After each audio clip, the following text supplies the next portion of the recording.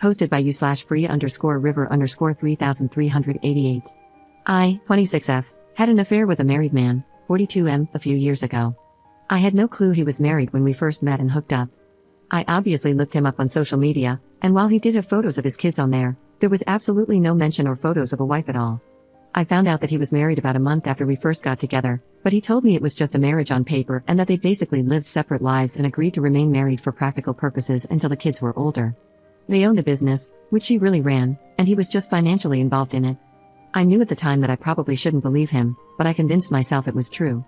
I was in my early 20s, so attracted to him, and I guess almost infatuated with him. He made me feel so good. I know now that I should have ended it immediately, but I didn't realize what I was getting myself into. I was addicted to all the attention he gave me, the great sex, the places he'd take me. I felt special. I was so naive. I got pregnant about a year into seeing him. I had always been so careful about preventing pregnancy, but during my relationship with him, I took stupid risks. I was so high in lust with this guy, it's embarrassing. The things he'd ask me to do, I'd say yes to almost anything, even when I knew it was a bad idea. I was in love with him, or at least I thought I was. I hadn't intentionally wanted to get pregnant. I would, of course, dream about being his wife and having a family, but I knew that wouldn't be a possibility while he had this arrangement with his actual wife. I didn't get pregnant on purpose with any intention of him leaving her for me, even if I wished that we could be a real, normal couple. I was surprised by how excited I was to be pregnant with his baby. I wanted that baby once I found out I was pregnant. The thought of carrying the baby of the man I loved was so special to me, but I knew he probably wouldn't feel the same. I told him I was pregnant, and he told me I couldn't keep the baby. I expected his reaction, but I was devastated, and it hurt me to my core that he didn't feel the same way I did. He offered to make a whole weekend of it somewhere exciting, WTF? And buy me something special if I'd just please get rid of the baby. He explained that he didn't want any more kids, and that he couldn't openly be a father to another child when he and his wife were still pretending to be happily married to the outside world. I agreed to do what he wanted, and we made plans for him to pick me up and find somewhere out of town to get it done. I was all packed the night he was supposed to pick me up, but I started to feel really scared and unsafe about the whole situation. I took my bag and checked myself into a hotel to hide because I couldn't go with him. I texted him, saying I promised never to contact him again, never to name him as the father, or go after child support if he promised to leave me alone. At first, he tried to sweet-talk me into doing what he wanted. When I didn't cave in, he said some very nasty things to me and that I'd better never contact him again or show up at his door. I have a 2-year-old now. At times, it's been difficult, but overall, we are thriving as best we can. I have kept my word about not naming him as the father or requesting child support. His wife contacted me on social media. Well, she's his ex-wife now. She wants to talk to me. She found out about me and told me that she divorced him 6 months ago. She wants her children to know their sibling and for my child to know his siblings. That's weird to me. I haven't responded to her yet. I am unsure how to approach this. How do I respond to this? I wonder if I'm being selfish by not exploring the option for my child to know his siblings if she's being genuine about that. If I were married and my husband fathered a child outside of our marriage, I don't think I'd feel the same way she does. First update 3 weeks later. I made a post about this 3 weeks ago, and things have only gotten stranger.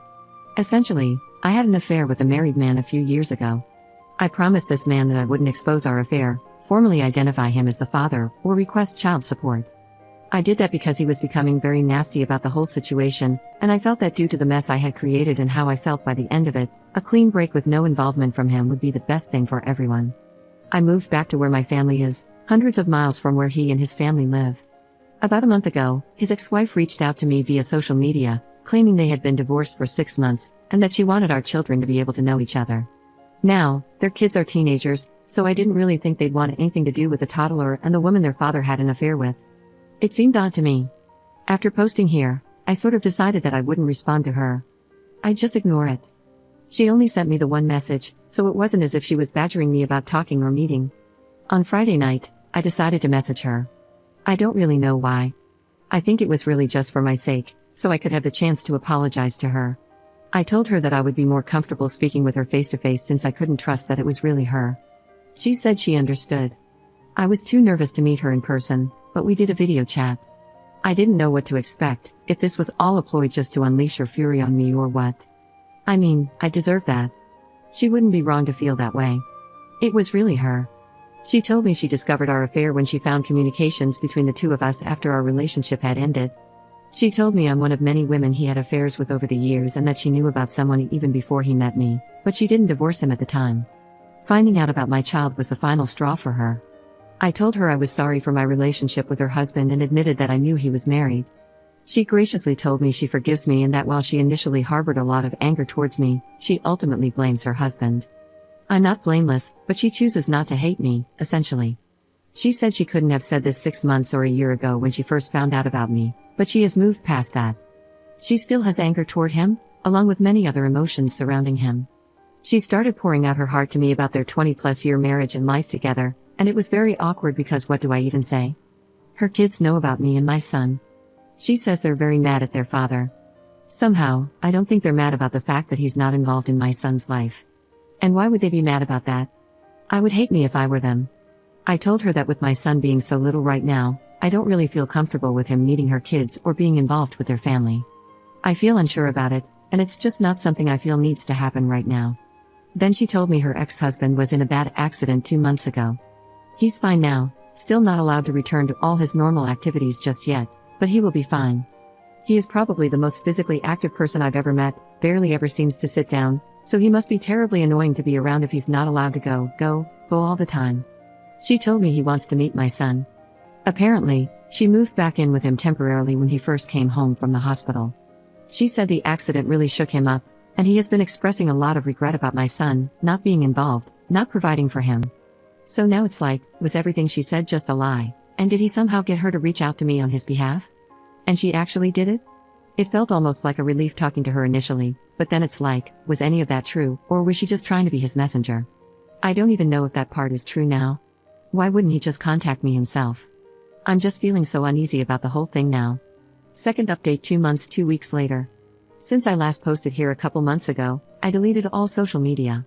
I don't know why, but the whole thing just really made me uncomfortable. Then I received a handwritten letter from him. In it, he expressed how he wanted to get to know our son, be a father to him, provide financially for him, and even asked us to come visit him.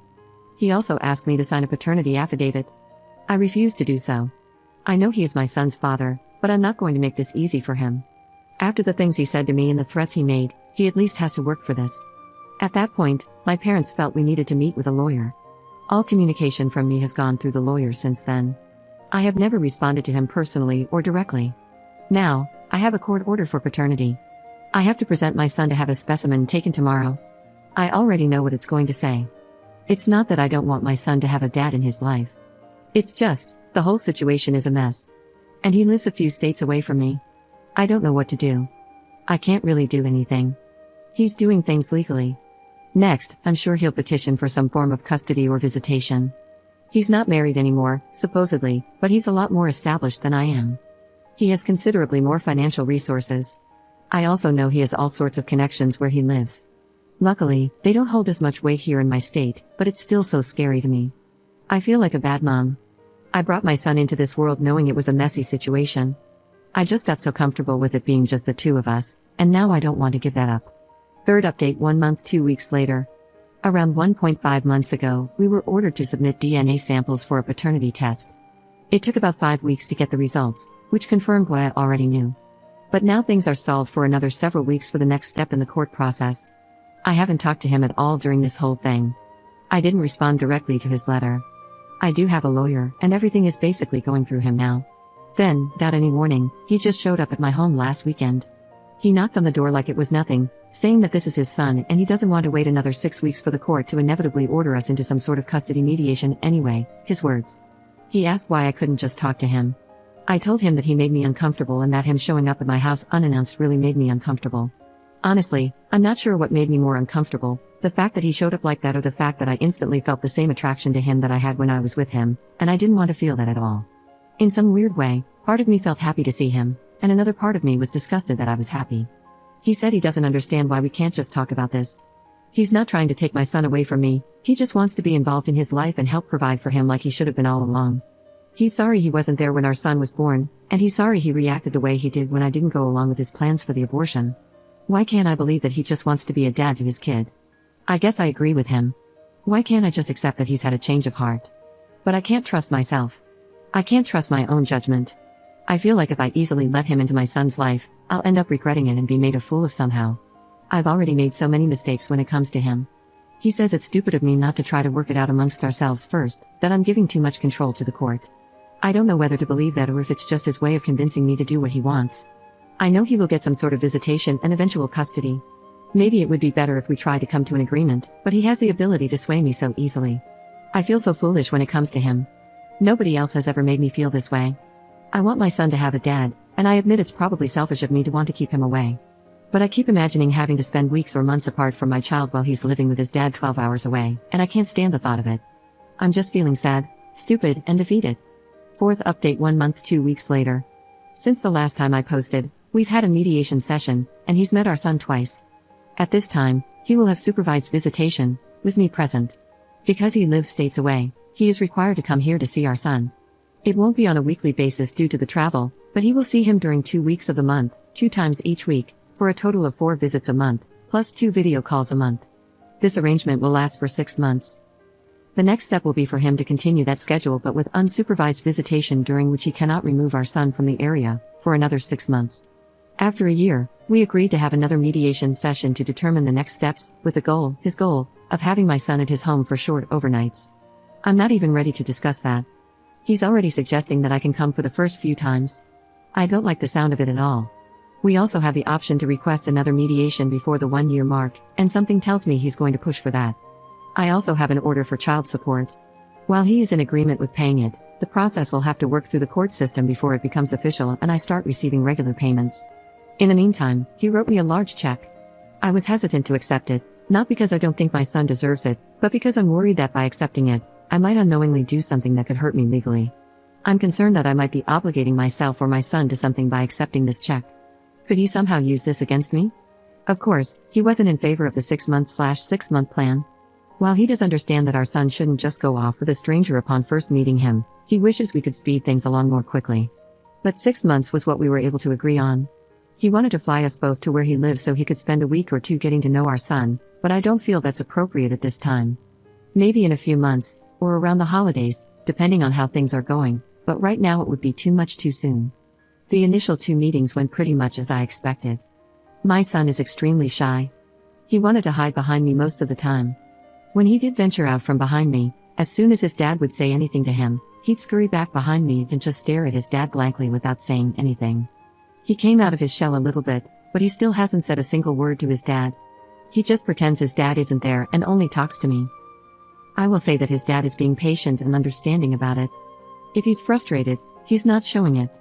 He did suggest that maybe our son needs to get out more, perhaps go to daycare more or even preschool, instead of spending so much time with me and my parents. He's very delighted with how much our son looks like him and how much he favors him over me. The one thing that did bother me is that I had already told him I wanted to be very careful and mindful about how we informed our son, this little barely 3-year-old boy, that this man, this complete stranger, is his dad. He said, "Sure, yeah." But then, at the first meeting, he introduced himself as dad. Since then, I've been trying to help my son understand, saying things like, "You know how your grandpa is my daddy? Well, this guy is your daddy." It's so surreal to me that any of this is happening. I feel like I'm waiting for the other shoe to drop, waiting for something to blow up in my face. Now, it's just about working on accepting our new reality. All of this change is hard and confusing for my son, and it's hard for me too. Unless he really messes up, I'm looking at eventually having to share time with my son during school breaks and holidays, with him spending that time at his dad's house, hours and hours away in another state. It won't happen tomorrow, but it will likely happen in the foreseeable future. I just hope he stays committed. If he can be a good dad to my child, then my child deserves that, no matter how sad sharing him makes me. But if he breaks my son's heart, that'll be a different story, and I won't accept that so readily. Fifth update 3 weeks later. It's been 3 weeks since I last posted and just over a month since our new visitation arrangement started. I've seen plenty of people here talking about how dumb I am, and I don't really understand. What am I doing that's so dumb? I know it was dumb to have an ongoing, year-long affair with a married man. It was stupid to put myself in a position where I could likely end up pregnant. That was in the past. What am I doing now that's so stupid? I have a lawyer. Yes, I agreed to talk to his wife one time. How was I supposed to know she was just doing his bidding? Who would have thought that was the case?